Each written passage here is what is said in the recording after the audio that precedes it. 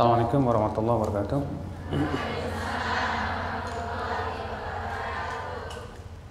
Gimana kabarnya nih Mbak? Sehat ya? Betah di Hong Kong?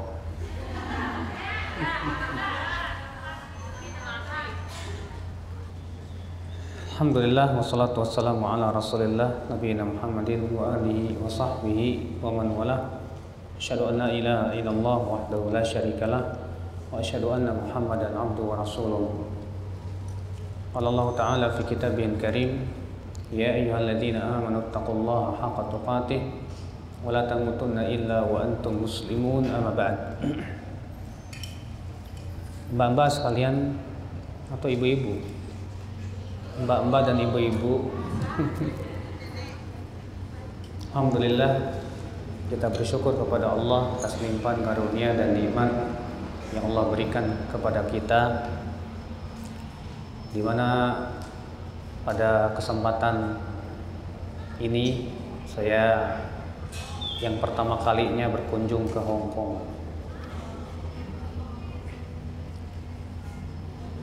Ya, Hong Kong nggak jauh berbeda lah sama Singapura dikit, tapi enakan di puncak sebetulnya.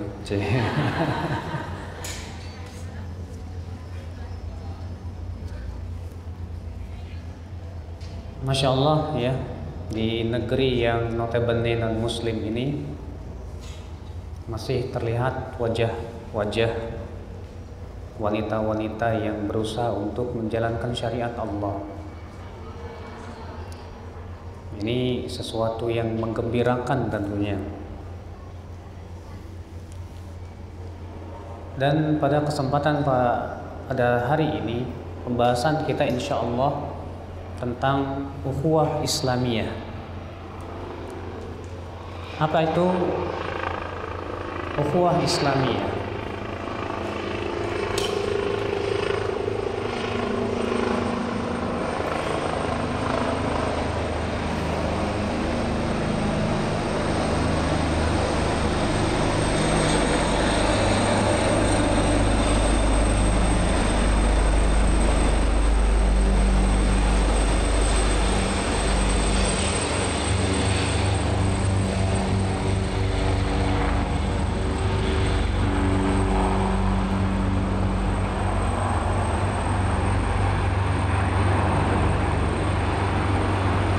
Rame ya sini.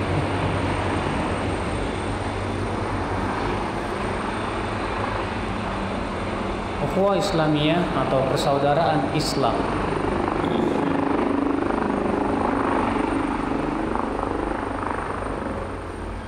Ukhuwah Islamiyah adalah persaudaraan Islam, sebuah persaudaraan yang dibangun di atas Islam dan iman. Allah Subhanahu wa taala berfirman di dalam surat Al-Hujurat,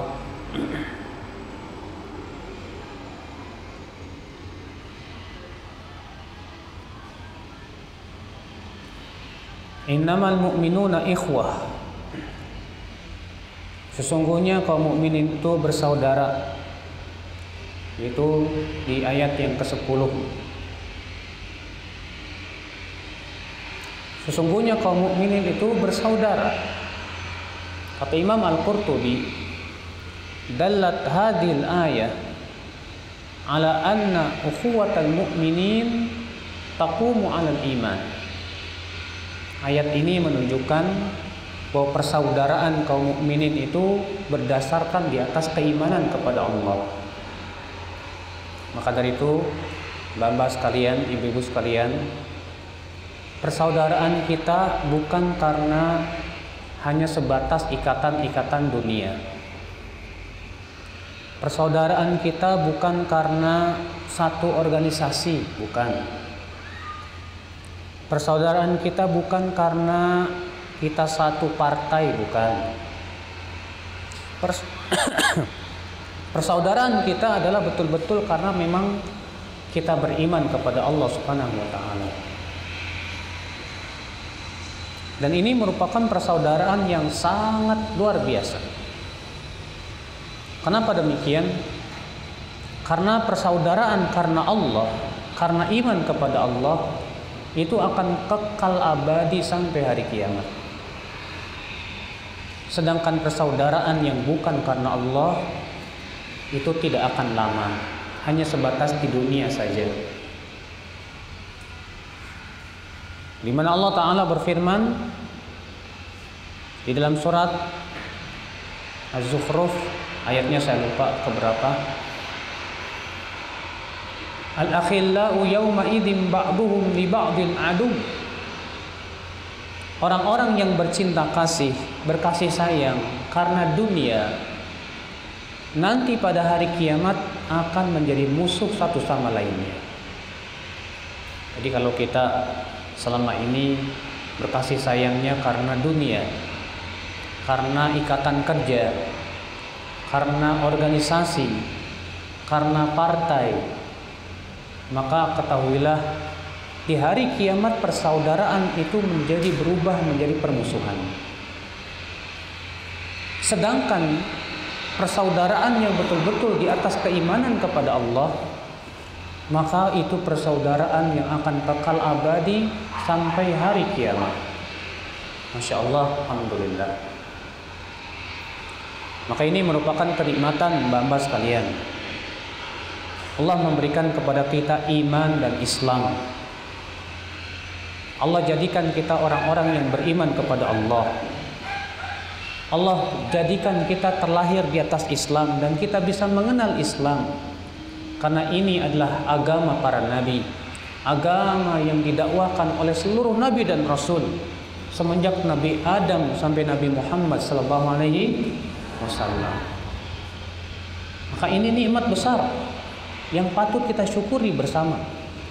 Karena ini subhanallah ya, sesuatu yang tidak Allah berikan kecuali kepada orang-orang yang Allah sayangi dan cintai saja.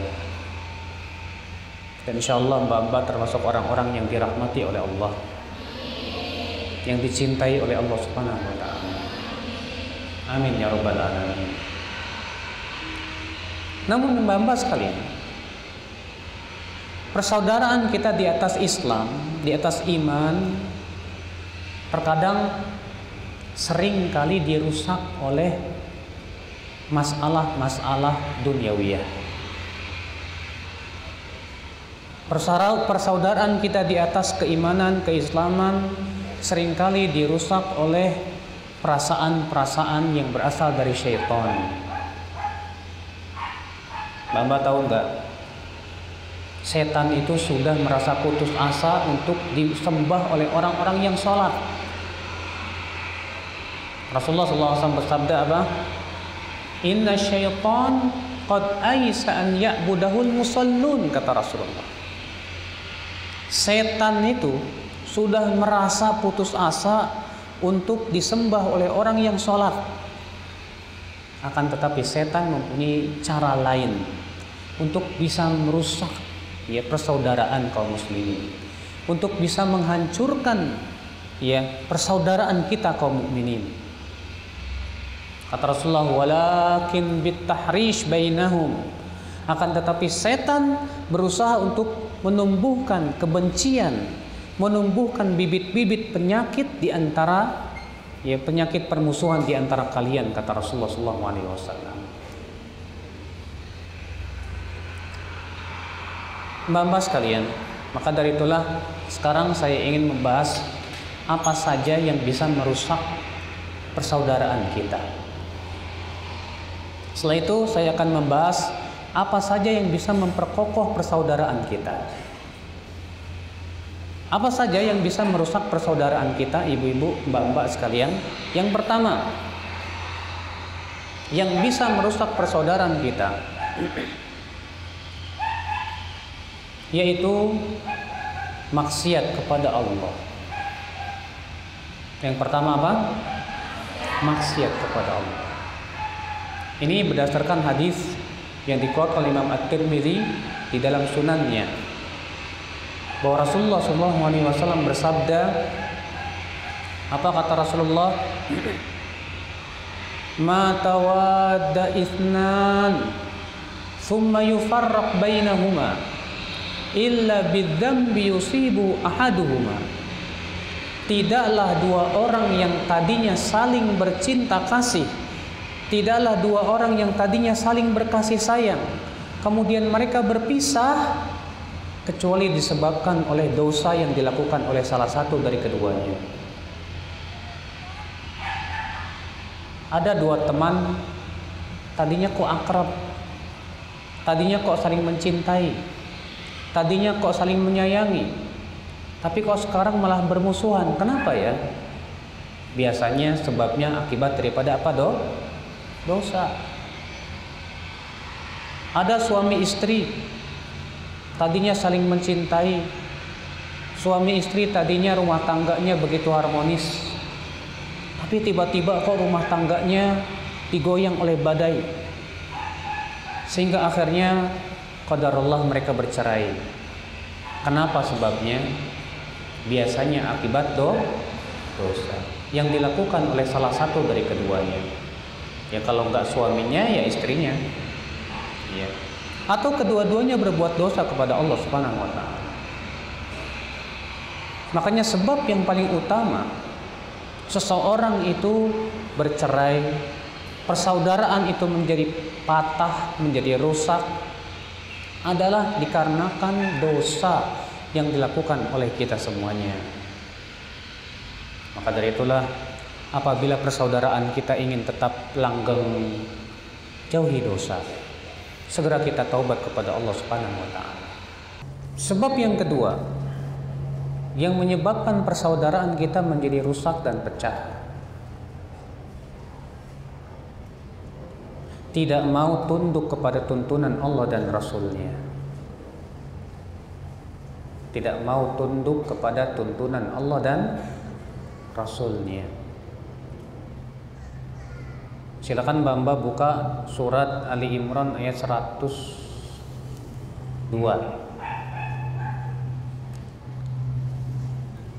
102 atau 103, 102, 103.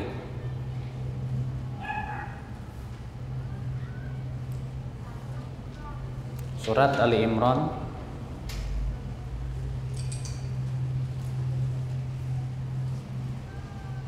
ayat 102, 103. 103, iya. Ayat 103. Ketemu nggak?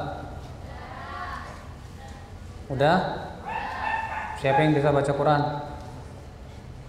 Saya mau dengerin nih. Silakan Mbak, salah satu yang membaca ayat 103 Ali Imran ayat 103.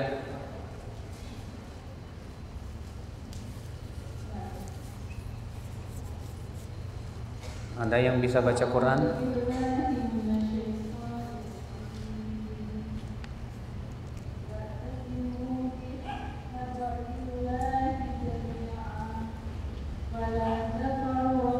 Sudah cukup. Coba artikan. Artinya apa? Yang 103-nya?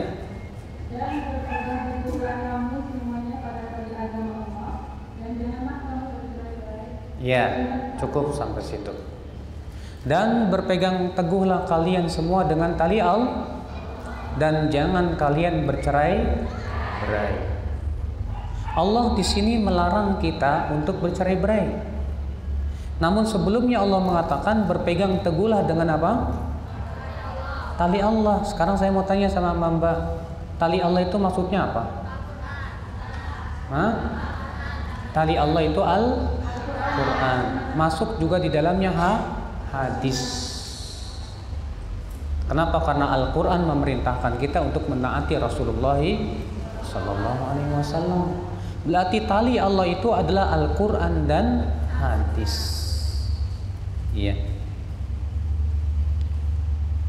Seakan-akan Allah berfirman begini, berpegang teguhlah kalian dengan Al-Quran dan hadis, dan jangan kalian bercerai-berai. Berarti orang yang tidak mau berpegang kepada Al-Quran dan hadis pasti bercerai-berai. Orang yang tidak mau berpegang dan kembali kepada Al-Quran dan hadis pasti bercerai-berai. Iya enggak? Iya. Iya. Maka dari itulah Mbak sekalian, terjadinya perpecahan dalam tubuh umat Islam akibat daripada di antara mereka ada yang tidak mau berhukum kepada Al-Quran dan hadis. Akibat daripada mereka lebih mengikuti tuntunan hawa nafsu mereka. Akibat daripada mereka lebih mengikuti pemahaman pemikiran mereka dan tidak mau kembali kepada Al-Quran dan hadis Nabi Sallallahu Alaihi Wasallam.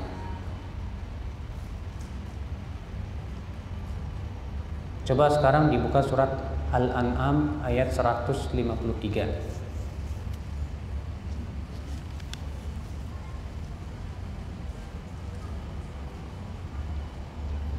Surat Al-An'am ayat berapa? 153.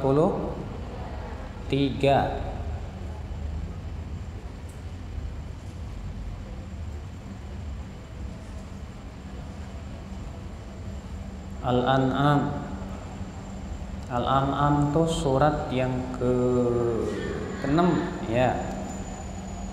Surat yang ke-6 ayatnya yang 153.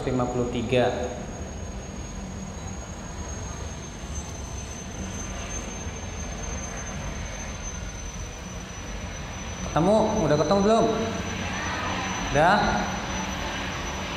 Coba yang baca tapi yang lain, jangan yang tadi.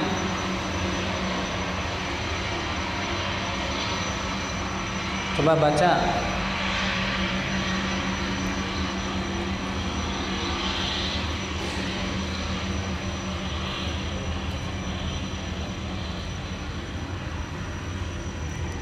Kok nggak ada yang baca?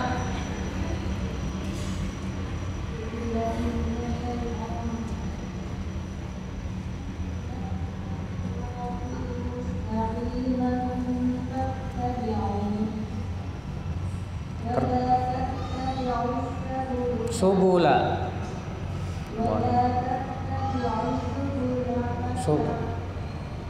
wala tattabi'us subula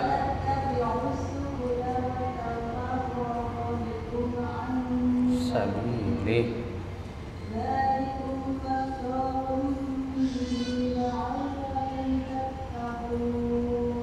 Coba baca artinya. Dan sungguh inilah jalanku yang lurus, maka ikutilah. Jangan kamu ikuti jalan-jalan yang lain yang akan mencerai-beraikan kamu dari jalannya. Demikianlah Dia memerintahkan kepadamu agar kamu bertakwa. Lihat, perhatikan ayat ini Mbak sekalian. Wa anna hadza sirati mustaqiman fattabi'u. Dan inilah jalanku yang lurus, ikutilah. Dan jangan kamu mengikuti jalan-jalan yang lainnya. Imam Al-Hakim meriwayatkan dalam Al-Mustadrak dari hadis Abdullah bin Mas'ud radhiyallahu anhu arda. Suatu ketika Rasulullah SAW membuat gambar garis. Digambar oleh Rasulullah di tanah garis lurus. Kemudian Rasulullah membuat garis kecil kanan dan kirinya. Kemudian Rasulullah SAW menunjuk garis lurus sambil membaca ayat tadi. Wa anna hadza sirati mustaqiman fattabi'u. Inilah jalanku yang lurus, maka ikutilah. Dan jangan kamu ikuti jalan-jalan yang lainnya. Niscaya jalan-jalan itu akan memecah belah kalian dari jalan yang lurus.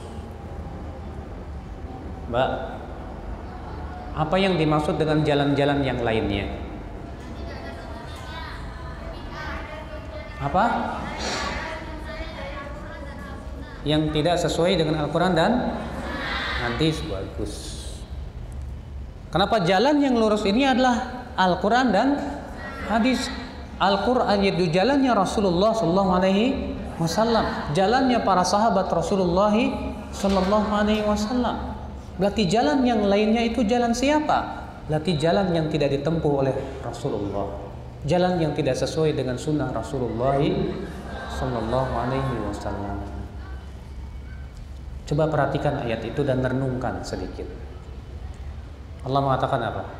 Dan jangan kamu mengikuti jalan-jalan yang lainnya. Niscaya jalan-jalan itu akan mencerai-beraikan kalian dari jalan yang. Berarti yang mencerai-beraikan itu apa? Dalam ayat itu disebutkan yang mencerai-beraikan itu apa? Jalan-jalan yang lainnya. Ketika kita tidak mau mengikuti jalan yang lurus, kita akan bercerai. Ini memberikan kepada kita sebuah makna. Apa itu? Bahwa disebut bercerai-berai, berpecah belah apabila kita berpecah dari jalan yang lurus, bukan dari jumlah mayoritas. Kadang kita punya pemahaman begini. Wah, kita kok aneh sendiri ya. Banyak orang mengatakan begini, kamu kok sendiri nyeleneh sih? Akhirnya yang sedikit itu dianggap apa? Berpecah belah. Kamu itu memecah belah. Ya, kebanyakan orang nggak begitu kok. Kamu kok sendiri aneh sendiri. Kita katakan maaf, bukan seperti itu makna perpecahan. Perpecahan yang disebutkan dalam Islam adalah apabila kita berpecah dari jalan yang lurus. Makanya Abdullah bin Mas'ud radhiyallahu anhu arda berkata apa? Al-jama'atu al-haq wa in kunta wahdak. Al-jamaah itu adalah kebenaran walaupun kamu satu orang. Maka ayat ini menjelaskan kepada kita mbak-mbak sekalian bahwa ketika kita tidak mau tunduk kepada Allah dan Rasul-Nya, ketika kita tidak mau mengikuti Al-Quran dan hadis Nabi SAW, berarti kita termasuk orang yang bercerai-berai. Berarti kita termasuk orang yang berpecah belah. Ya. Nah, ini sebab utama ya kenapa kaum muslimin itu kok berpecah belah. Jawabannya satu, karena tidak mau tunduk kepada Al-Quran dan hadis Nabi SAW. Lebih tunduk kepada apa? Akal. Ya, di antara kaum muslimin ada yang mendewakan akal. Dia menganggap akal itu segala-galanya. Masya Allah. Merasa dirinya profesor, merasa dirinya doktor. Akhirnya dia merasa dirinya intelek. Tahu intelek? In itu bahasa Inggris, telek itu bahasa Jawa.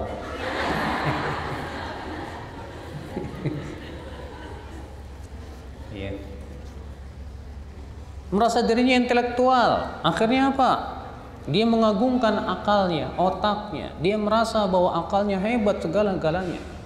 Akhirnya dia mengkritik Al-Quran, dia mengkritik hadis. Katanya ini hadis gak masuk di akal. Katanya ini ayat gak masuk di akal.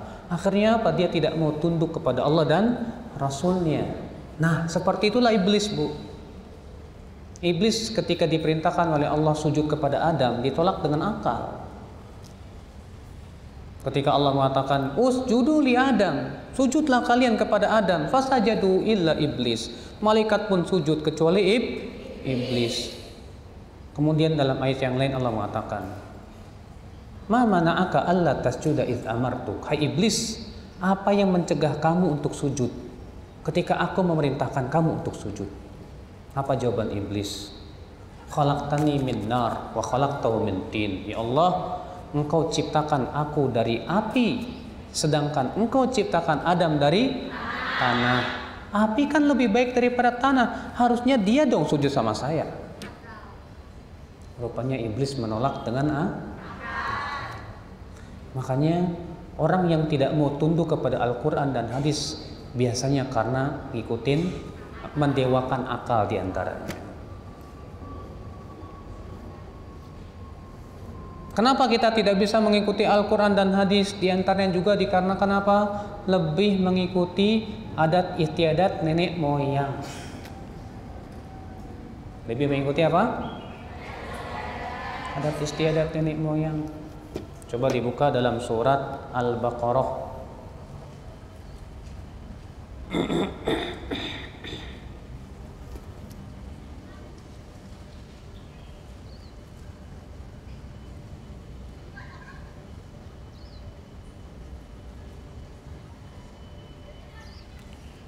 Dibuka surat Al-Baqarah ayat 170.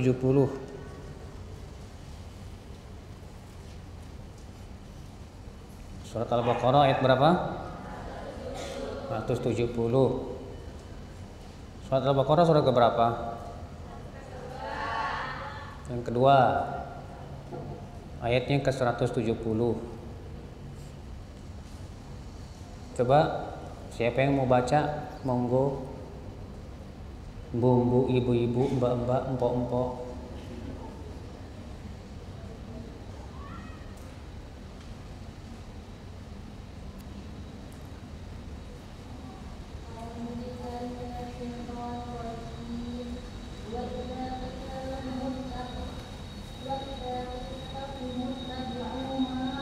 Wa idza qila lahum ittabi'u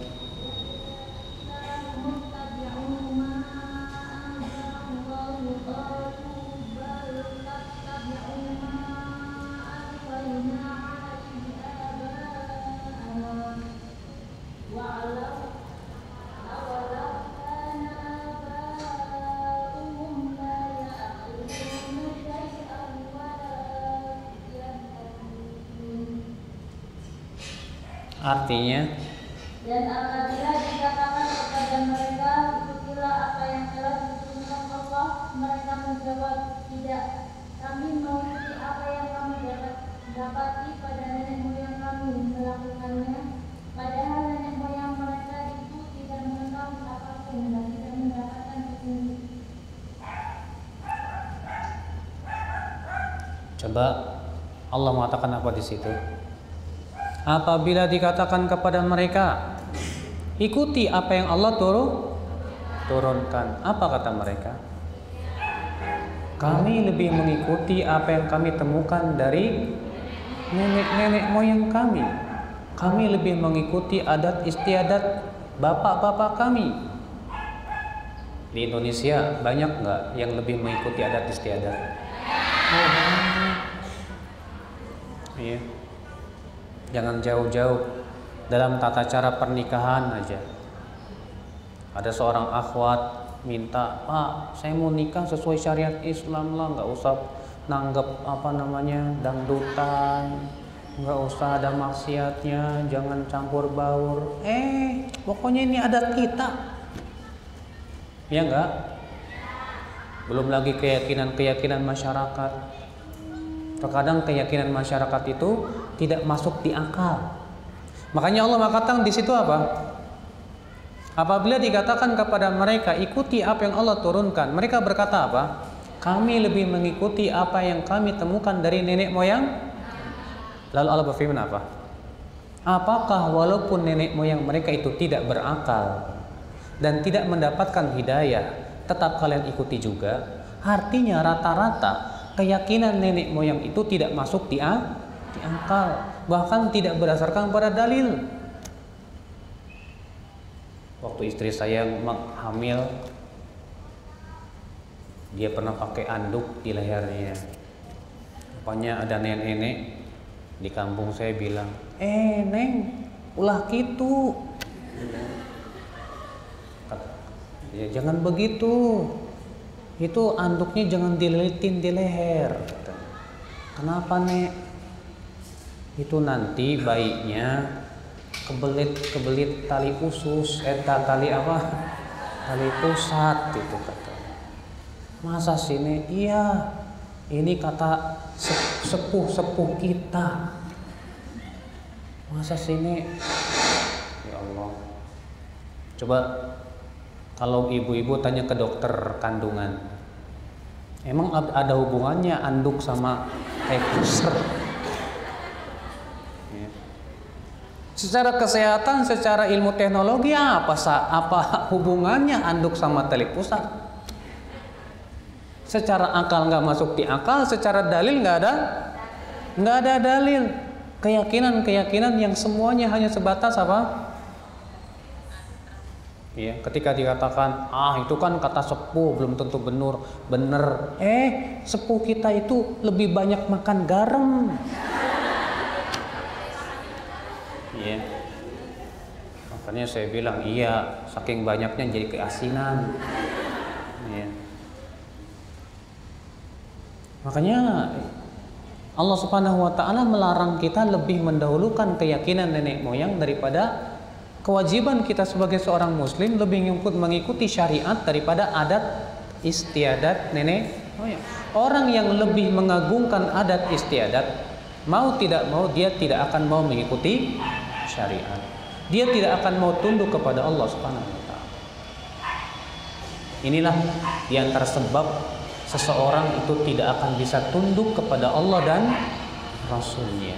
Kalau sudah tidak mau tunduk, pastilah kaum muslimin akan berpecah.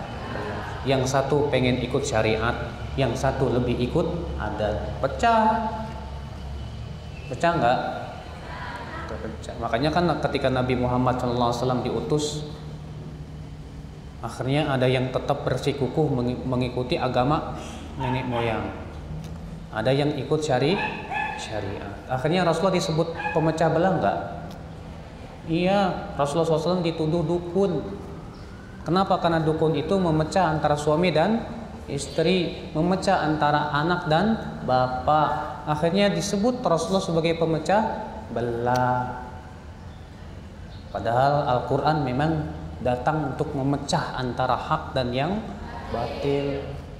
Al-Quran memang datang untuk membedakan antara yang halal dan yang haram, yang benar dan yang salah. Ya. Nah, ibu-ibu dan bapak sekalian, jadi sebab yang kedua perpecahan atau hancurnya ukhuwah Islamiyah akibat daripada apa? Akibat daripada kita tidak mau tunduk kepada Allah dan Rasul-Nya Salawatullahi alaihi wasallam. Dan Masya Allah, mbak-mbak di sini orang-orang yang tunduk insya Allah. Disuruh ya menutup aurat, tutup aurat, ya disuruh untuk menjalankan sholat, dan mudah-mudahan terus diberikan istiqomah sampai akhir hayat. Amin ya rabbal alamin. Ya. Sebab yang ketiga, mbak-mbak, apa sih yang menyebabkan kita itu tidak ukhuwah Islamiyah itu jadi retak dan hancur? Yang ketiga adalah berburuk sangka. Yang ketiga apa? Berburuk sangka. Saya mau tanya sama Mbak, berburuk sangka boleh tidak? Masa? Kata siapa? Kalau ada orang malam-malam tahu-tahu ngeloncatin pagar orang, kita boleh buruk sangka nggak? Katanya nggak boleh. Hah? Masa jam 2 malam nyari kucing? Orang pada tidur nyari kucing jam 2 malam. Ngapain? Atau ada orang jam 2 malam tahu-tahu naik genteng orang. Boleh nggak suudzon pada waktu itu? Boleh. Suudzon itu kalau ada sebabnya boleh. Ya, yang menyebabkan kita berburuk sangka kepada dia. Contoh misalnya, kalau ada kita tahu teman kita ini tukang dusta, ngomongnya itu suka dusta. Suatu ketika teman kita ngabarin kepada kita, kemarin saya ngelihat gini loh. Kita jadi buruk sangka dulu dong. Soalnya kita tahu nih orang suka bohong gitu kan. Jangan-jangan nih bohong lagi nih, kemarin gue dikibulin. Iya, saya nggak mau dibohongin lagi dong. Buruk sangka kalau memang ada sebabnya boleh. Yang tidak boleh itu kalau buruk sangka nggak ada sebab, nggak ada angin, nggak ada apa, tahu-tahu buruk sangka. Istri misalnya buruk sangka sama suami, ya. Kemana saja suaminya pergi selalu diintai. Jangan sayur-sayur. Ya. Akhirnya dugaan buruk terus. Demikian pula seorang teman berburuk sangka sama teman yang lain. Yang musibahnya terkadang memvonis dia sesuai dengan persangkaannya yang buruk. Ya. Coba buka surat Al-Hujurat.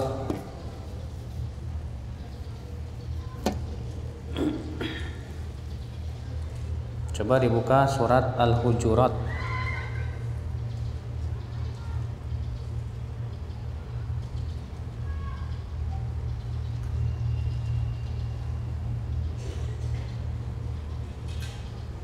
Ayat 40, surat 49 ya. Surat Al-Hujurat itu surat 49.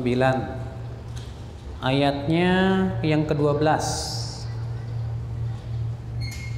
Surat Al-Hujurat itu surat 49. Ayatnya yang ke-12.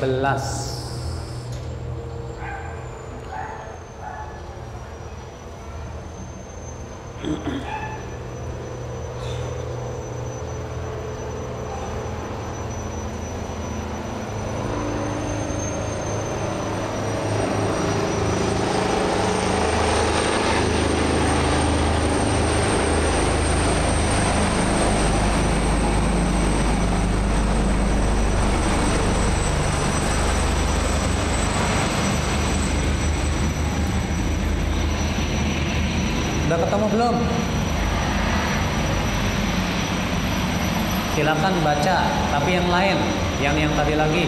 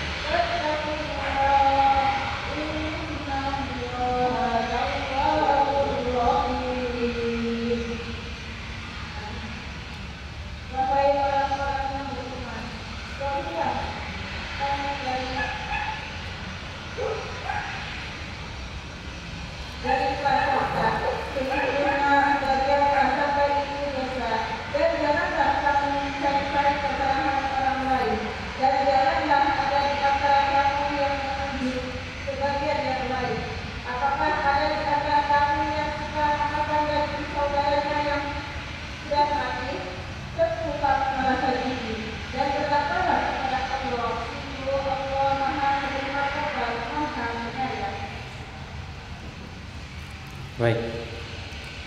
Hai orang-orang yang beriman, jauhi oleh kalian apa? Banyak prasangkaan.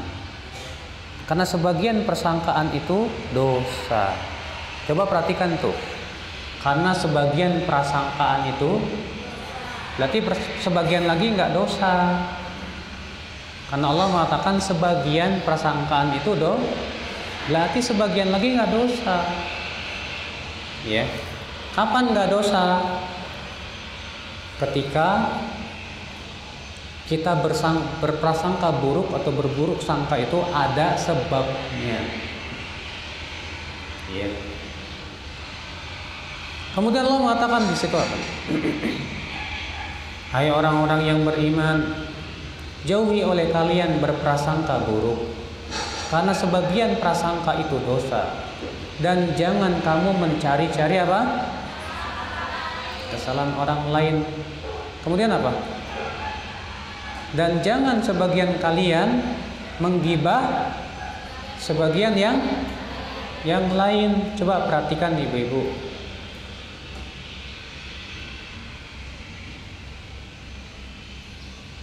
Allah mengatakan jangan prasangka buruk. Setelah itu Allah mengatakan apa?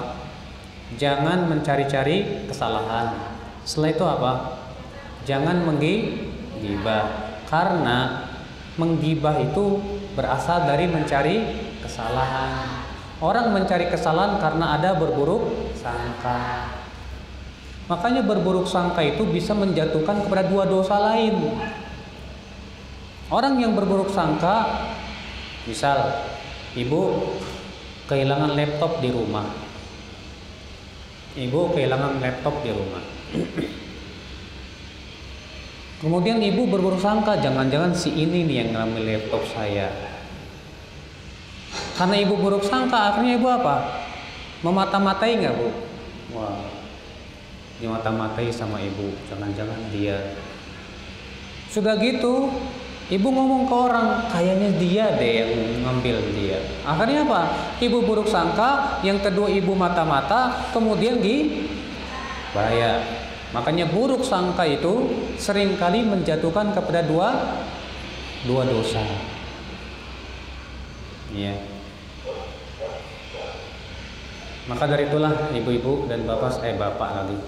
Ibu-ibu dan bapak sekalian, hati-hati jangan sampai kita berburuk sangka dulu sama orang. Iya. Karena ini perkara yang tidak diperbolehkan dalam agama. Ketika kita berburuk sangka sama orang, kita jadi suasana hati kita akan berubah sama dia. Tadinya kita senang karena kita berburuk sangka, belum apa-apa, akhirnya apa? Kita jadi jauh sama dia. Akibat daripada buruk sangka. Makanya ya, kalau kita berburuk sangka jangan dibiarkan, segera cross check. Segera apa? Cross check, kita cari benar apa enggak tuh kabarnya, langsung tanya ke orangnya. Ya. Nah, inilah Bapak sekalian, ini perkara yang bisa menyebabkan kita itu jatuh kepada hal-hal yang bisa merusak ukhuwah kita. Ya.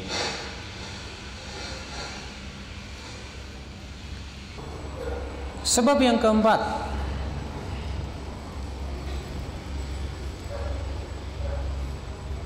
yang menyebabkan ukhuwah Islamiyah kita itu rusak,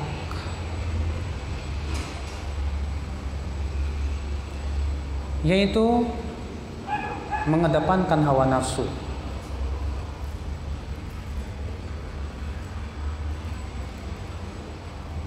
Hawa nafsu, apa sih hawa nafsu? Ada yang bisa mendefinisikan hawa nafsu tidak? Hawa nafsu itu apa? Keinginan. Udah keinginan gitu. Kalau keinginan mau makan, kalau ingin mau buang air,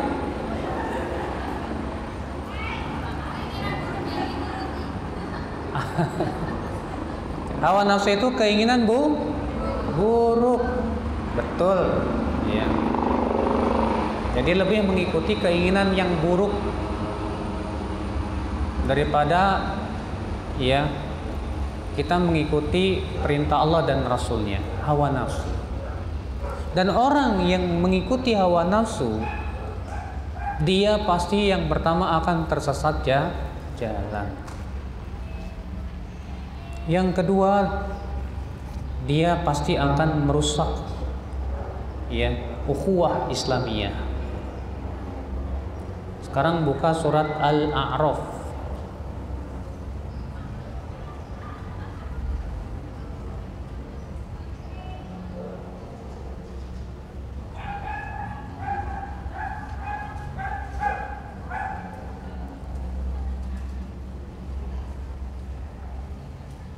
Surat Al-A'raf ayatnya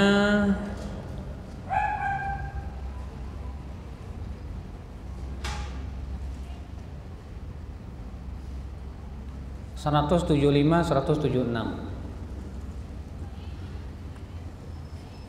Ayat 175 dan ayat 176.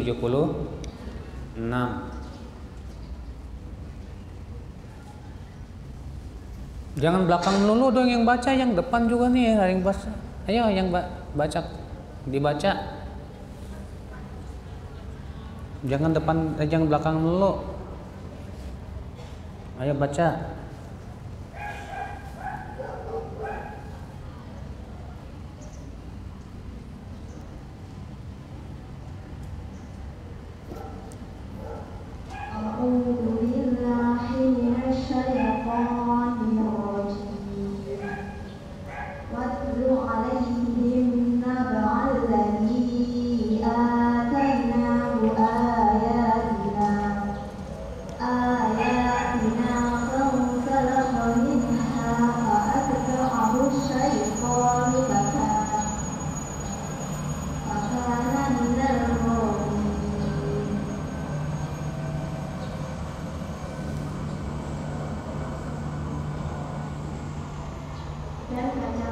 Terus baca ayat yang selanjutnya lagi.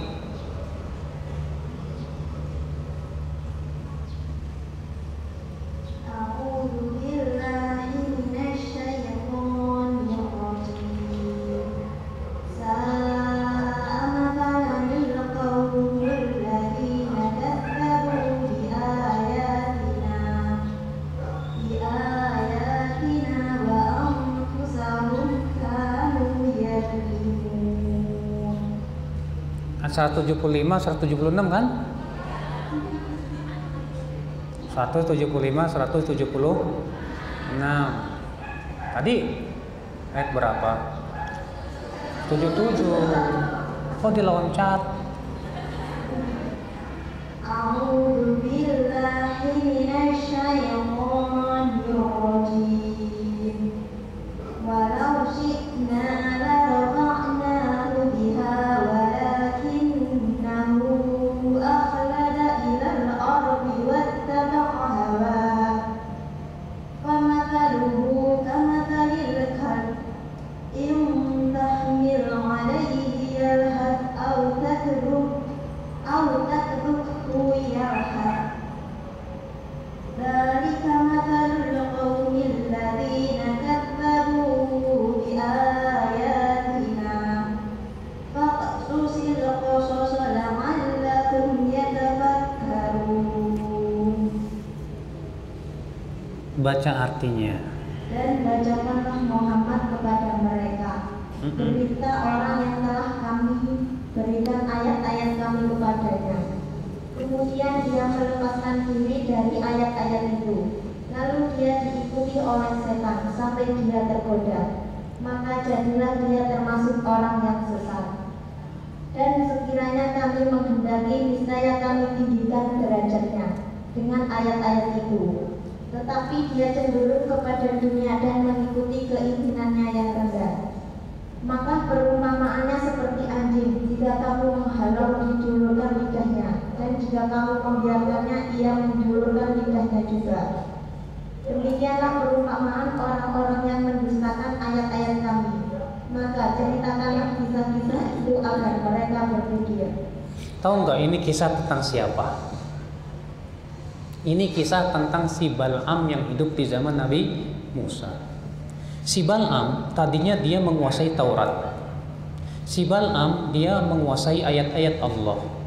Si Bal'am diajarkan oleh Allah ayat-ayat Allah. Tapi si Bal'am lebih mengikuti hawa nafsunya dan lebih cinta dunia. Akhirnya dia tinggalkan ayat-ayat Allah itu. Akhirnya ia tersesat jalan. Maka Allah mengatakan dalam ayat ini apa? Watlu alaihim, bacakan kepada mereka berita orang yang kami ajarkan kepadanya ayat-ayat kami. Lalu ia meninggalkan ayat-ayat kami itu. Lalu setan pun mengikutinya. Lalu jadilah ia termasuk orang-orang yang sesat. Padahal kalau kami kehendaki, kami akan angkat derajatnya dengan ayat-ayat kami tersebut. Akan tetapi ia lebih mengikuti hawa nafsu dan condong kepada kehidupan dunia. Lihat, orang yang pintar saja, yang hebat dihafal Taurat, dia kuasai ayat-ayat Allah, akibat mengikuti hawa nafsu dan lebih membela dunia, cinta dunia, dia bisa sesat. Ya. Makanya kita tidak bisa jamin seorang ustadz itu bakalan istiqomah terus. Kita tidak bisa menjamin orang yang menuntut ilmu itu bisa istiqomah terus. Hati-hati kalau ternyata hati kita dikuasai oleh hawa nafsu dan cinta dunia yang berlebihan, maka itu akibatnya kita akan menjadi orang yang tersesat jalan. Ya. Makanya kalau Mbak dan saya sendiri semuanya kita kalau ingin istiqomah sampai akhir hayat nanti, sampai meninggal dunia, jangan sampai kita dikalahkan oleh hawa nafsu. Jangan sampai kita dikalahkan oleh cinta dunia. Demi cari duit akhirnya digadaikan agama. Demi uang akhirnya akidah dia gadaikan. Itu banyak ya kaum muslimin hanya mencari dunia, mencari kesenangan sedikit dunia, dia gadaikan akhiratnya yang kenikmatan surga yang luar biasa. Ada orang jam 3 malam udah pergi ke pasar jualan, tapi sholat subuhnya ditinggalin. Ada orang yang dia akhirnya lalaikan sholatnya karena lebih mencari dunia. Maka seperti ini akibat daripada cinta dunia kemudian mengikuti hawa nafsunya, ia akan tersesat jalan. Dan orang yang mengikuti hawa nafsu seperti itu, dia tidak akan bisa meretas tali ukhuwah Islamiyah. Karena ukhuwah iman sudah saya sebutkan tadi, itu adalah persaudaraan yang berdasarkan kepada ketundukan kepada Allah.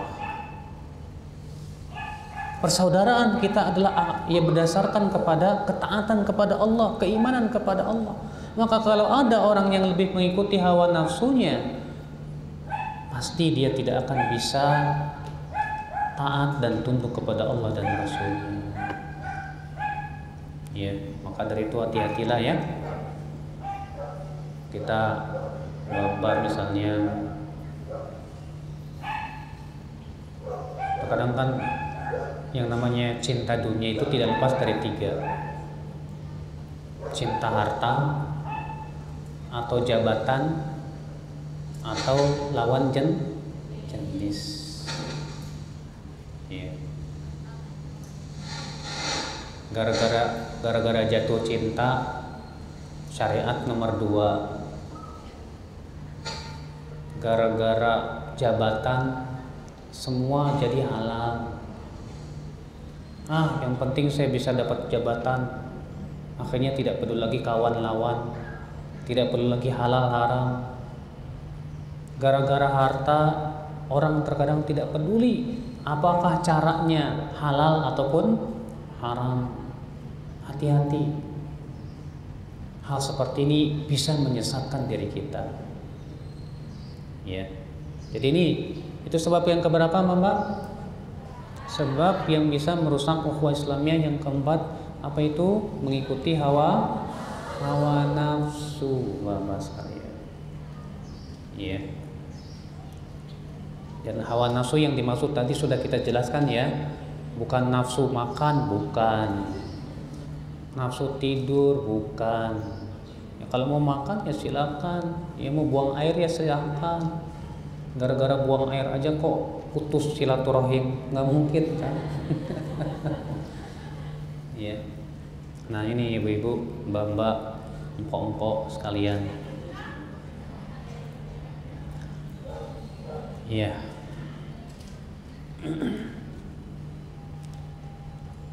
Saya cukupkan 4 sebab.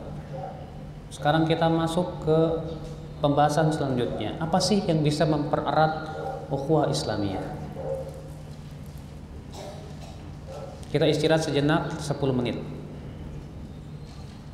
Saya tidak mau membuat mbak-mbak terlalu capek ya. Karena secara ilmu psikologi manusia itu bisa pusat perhatiannya itu kuat nggak sampai 1 jam.